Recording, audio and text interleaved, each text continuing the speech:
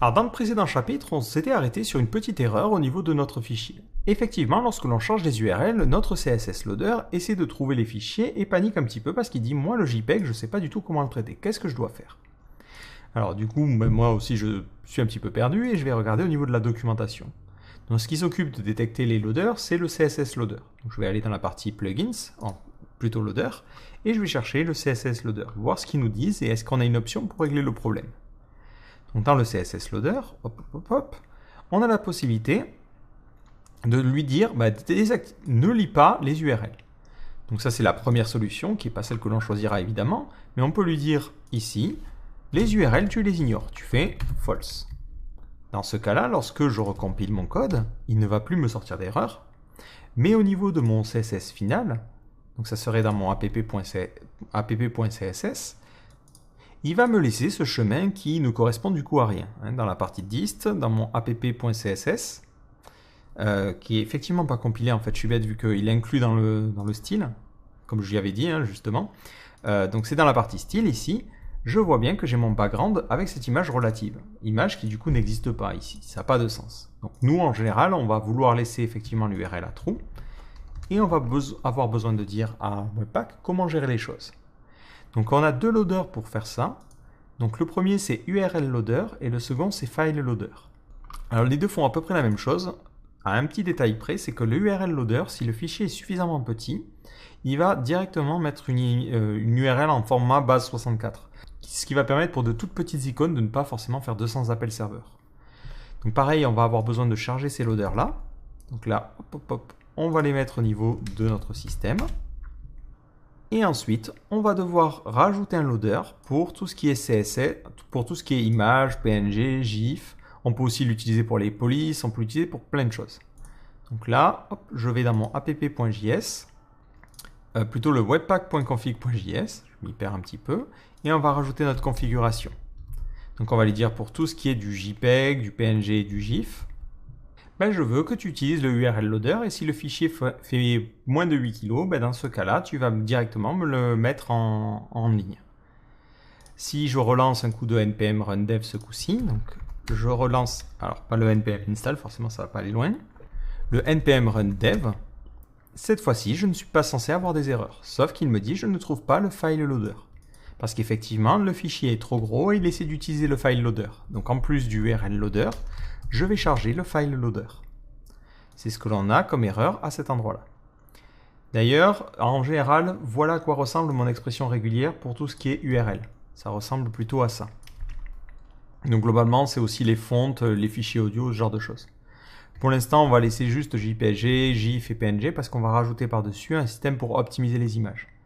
Donc là, je reviens sur mon système, il a dû finir d'installer le file loader et je relance un coup de npm run dev. Cette fois-ci, on voit que l'image, il n'a pas de problème. Alors, il change un petit peu le nom, il utilise un système de hash. Et de la même manière, moi je vais renommer cette image et on va l'appeler Knot, parce que c'est un nœud marin, j'ai l'impression, ou un nœud de je sais pas quoi. Et ici, je vais mettre knot.jpg. Au niveau de mon CSS, je peux le préciser, c'est ce que je vois dans la partie URL loader, je peux préciser la limite, le meme type et le préfixe. Et par contre, si je regarde le file loader, on a des paramètres qui sont présentés sous forme de query string ici, qui nous permettent de changer le nom. Donc si vous avez envie, vous pouvez ici aussi utiliser le système de hash. Donc après, l'ensemble des paramètres est expliqué ici. Donc pour l'instant, on va laisser comme il fait. On va essayer de faire une petite compilation pour voir ce que ça donne. Donc, je crois que j'ai changé la configuration, donc je relance un coup de npm run dev.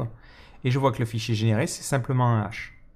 Donc si jamais vous avez comme ça ce genre de choses là, c'est-à-dire que directement dans le use, ils mettent les paramètres. Ou ce que vous pouvez faire, c'est utiliser le paramètre query. Donc dans le webpack.config, plutôt que de dire le loader et après tous les paramètres comme ça, c'est pas terrible. Vous pouvez lui préciser un paramètre query et lui dire les paramètres. Donc le nom, ça sera quelque chose qui ressemblera à ça. Le nom, le hash avec 7 chiffres et l'extension. C'est des paramètres que j'aime bien, donc je les recopie comme ça de projet en projet. Je relance un coup de npm run dev et cette fois-ci il me sort une petite erreur. Je ne peux pas utiliser de query dans le use. Alors peut-être ça a changé depuis la dernière fois. Alors on va préciser, peut-être on va essayer carrément de lui passer l'option comme ça dans les options. Hop, on ne sait jamais. Je coupe et je relance. Et ça a l'air de fonctionner. Ok, ça a changé depuis la dernière fois. Et maintenant, il est capable donc de générer mes images. Si je réactualise ma page, je vois bien que j'ai le fond avec cette URL-là. Et il a choisi automatiquement l'URL en absolu. Alors si maintenant je pousse volontairement la limite très très haut, on va mettre plein de 0, c'est pas tip top, et que je relance un coup de npm run prod, mais qu'est-ce qui va se passer? Cette fois-ci, il va pas générer l'image, on le voit ici, mais il va directement au niveau de mon CSS, c'est complètement déconseillé, on est d'accord, mais directement au niveau de mon CSS, mettre tout ce truc-là. Donc ça peut être utile dans le cas de petits SVG ou de petites images. Après, si vous n'êtes pas fan, vous n'utilisez carrément pas le URL loader, et dans ce cas-là, vous mettez directement le file loader.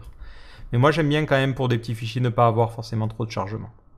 L'autre chose qui peut être intéressant, c'est d'optimiser les images. Et dans ce cas-là, on a un autre loader que l'on peut utiliser par-dessus, qui est le IMG loader. Donc le IMG loader va vous permettre de mettre en place un loader pour Webpack qui va optimiser les images. Alors c'était pas celui-là dans mes souvenirs. Alors si je reviens sur npm.js, c'était IMG loader. Voilà. Alors après, il en existe pour pas mal d'autres trucs. Hein. C'est à vous de découvrir un petit peu les choses. Et globalement, on a ces différentes librairies qui sont utilisées. Donc pareil, pour l'installer, il suffit de faire un coup de npm install, vous commencez à comprendre un petit peu le système. Ensuite, il suffit de le mettre par-dessus notre URL loader.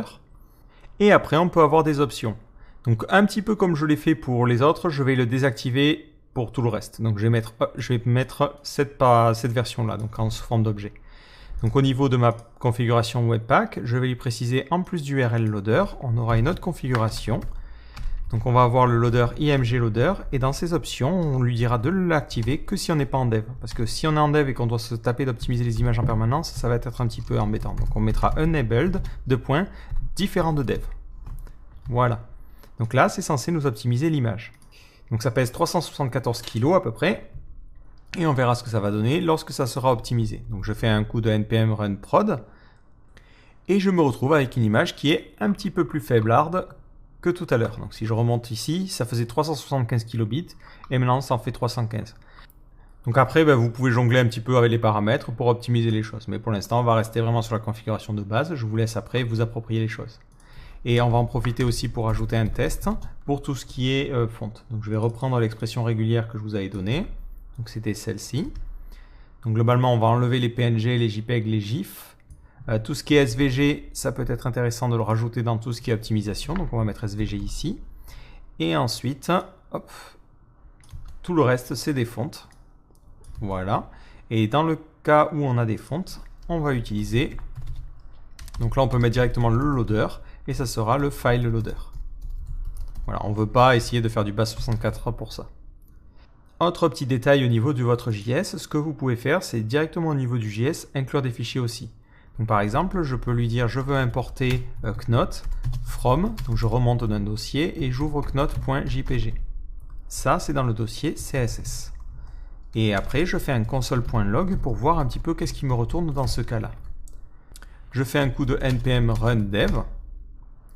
Je réactualise ma petite page et dans ma partie console, il me donne directement le chemin. Donc ça peut être utile aussi si vous avez besoin de rajouter des backgrounds ou faire des choses en JavaScript. Ça peut vous permettre d'obtenir le chemin vers le fichier final.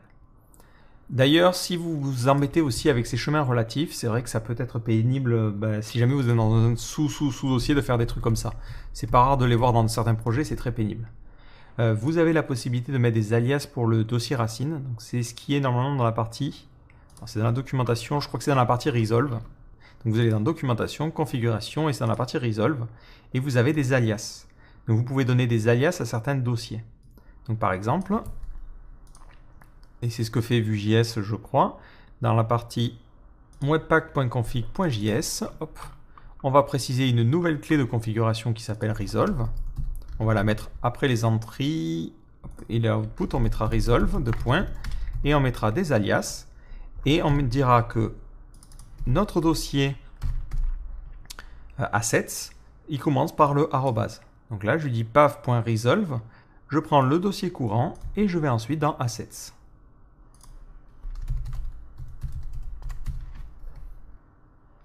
Ou ce que je peux faire, c'est même aller @css, ça permet d'aller dans le dossier CSS, et @ tout court, ça permet d'aller dans le dossier JS. Ça me semble finalement plus naturel comme ça au premier abord. Et je n'oublie pas le petit slash à la fin. Maintenant, si j'ai besoin de charger un fichier qui se situe à un autre niveau, plutôt que de m'embêter à faire des chemins relatifs, je peux utiliser cet alias, ce qui est un petit peu plus rapide. Et là, je charge au même niveau, donc je ne vais pas m'embêter. Je coupe, je relance un coup de npm run dev, je n'ai plus l'erreur de tout à l'heure, et il arrive bien à résoudre le fichier CSS. Et maintenant, je peux réactualiser ma page et tout se remet à fonctionner correctement. Si ce n'est qu'il me sort une petite erreur parce qu'il me dit que le fichier CSS n'existe pas, c'est normal, je n'ai plus de CSS à l'intérieur, donc il y a bien une erreur, et le système de source map me permet de la voir correctement. Donc voilà comment on peut maintenant gérer aussi des fichiers qui ne seraient pas ni du JS ni du CSS. Donc pour les images, on a utilisé le img loader et aussi le URL loader, et pour le cas des polices, on a utilisé le file loader. Donc tout ça nous permet d'utiliser Webpack avec du CSS. Donc dans le prochain chapitre, on va continuer à avancer sur cette configuration-là et on va rajouter un linter JavaScript. L'idée, c'est de nous afficher des petites alertes pour nous dire ton code JavaScript, il n'a pas été écrit correctement, histoire de nous forcer à écrire le JavaScript de la bonne façon.